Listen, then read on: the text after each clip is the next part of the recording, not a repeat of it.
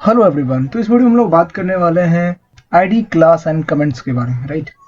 तो सबसे पहले हम लोग कुछ एलिमेंट लिख लेते हैं, ठीक है। चलो, दिस इज पैराग्राफ।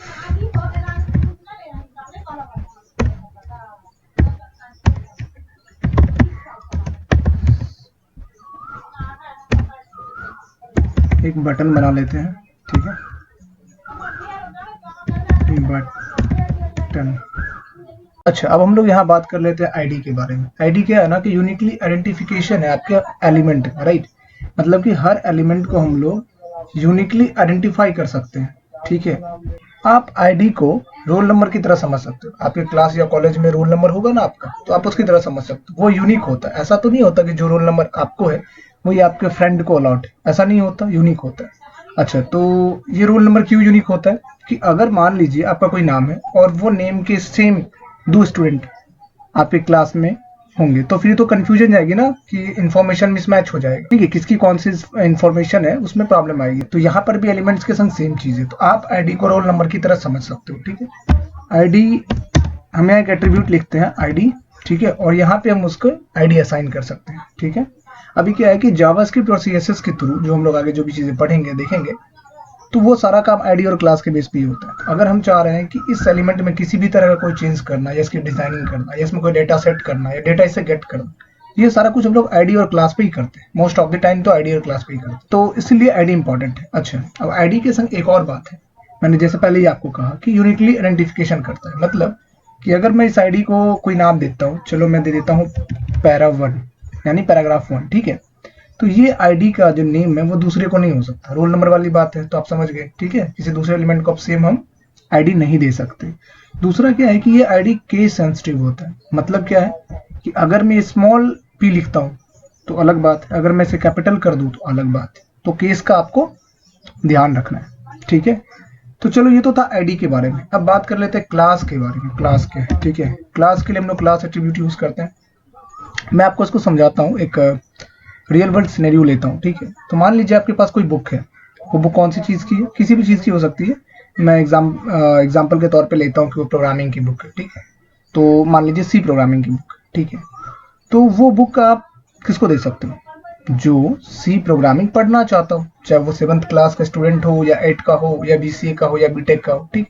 जो उस चीज को पढ़ना चाहता है आप उसको दे सकते हो, राइट। तो क्लास के साथ भी सेम कॉन्सेप्ट, ठीक है। अच्छा, आप किसी तरह की डिजाइन किसी क्लास के अंदर डिफाइन किए, ठीक है, और आप चाहते हो कि वो डिजाइन अप्लाई हो किसी एलिमेंट पे, तो आप उसे क्लास में असाइन कर सकते हो। उस क्लास को आप असाइन कर सकते हो। कैसे? जैसे मान लीजिए बुक करके, मैंने आपको बताई बुक करके एक क्लास है। मैं चाहता हूं कि वो बुक इस पी एलिमेंट को मिले, ठीक है। पी एलिमेंट को मिले तो मैंने बुक असाइन कर दी। अब अगर यही चीज मैं चाहता हूं कि वो बुक बी को भी मिले, तो हम यहाँ क्लास को यूज करेंगे और बुक असाइन कर देंगे। और अगर मैं चाहता हूँ बटन को भी मिले तो बटन को भी कर देंगे। ये उस तरीके से है कि ये वो बुक है, ठीक है, और ये 7th स्टैंडर्ड है, ये 8th स्टैंडर्ड, ये 9th।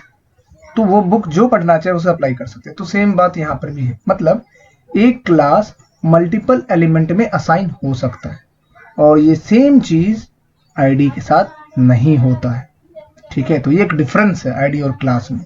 तो ये था आईडी और क्लास के बारे में। अब बात कर लेते हैं कमेंट्स, ठीक है। कमेंट्स के बारे में क्या है, तो देखो मैं बताता हूँ।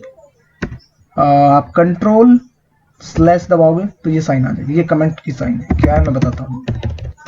This is just test, okay, test. देखो, ओपन इन ब्राउजर करो।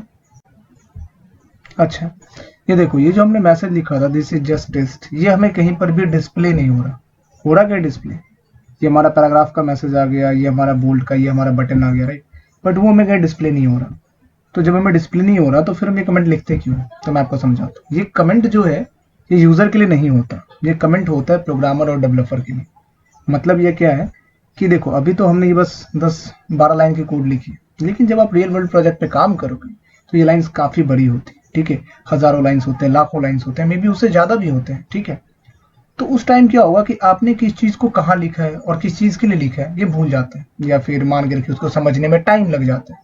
तो उस टाइम को बचाने के लिए हम क्या करते हैं, हम लिख देते हैं कि सेक्शन में हमने क्या रखा है। जैसे कि अभी देखो, मैं इसको चेंज कर देता हूँ।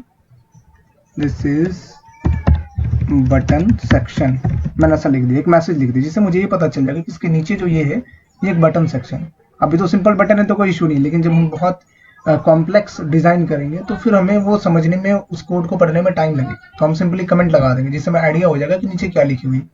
ठीक है, तो ये होता है प्रोग्रामर और डेवलपर के लिए। ठीक है, तो आप इसको यूज करो, अच्छी अप्रोच, अच्छी प्रैक्टिस है, ताकि, क्योंकि बिगिनर्स को थोड़ी बहुत प्रॉब्लम होती है स्टार्टिंग में, और एक्सपर्ट तो यूज करते ही करते हैं, कोई ऐसी बात नहीं है कि नहीं करते। तो ये था कमेंट्स के बारे में। ठीक है, तो आई होप आपको चीजें समझ में आई हो। अगर कुछ प्रॉब्लम आई हो तो आप कमेंट बॉक्स में बताओ। तो इस वीडियो में इतना ही रखते हैं, मिलते हैं अगले वीडियो में, तब तक के लिए बाय एंड थैंक यू।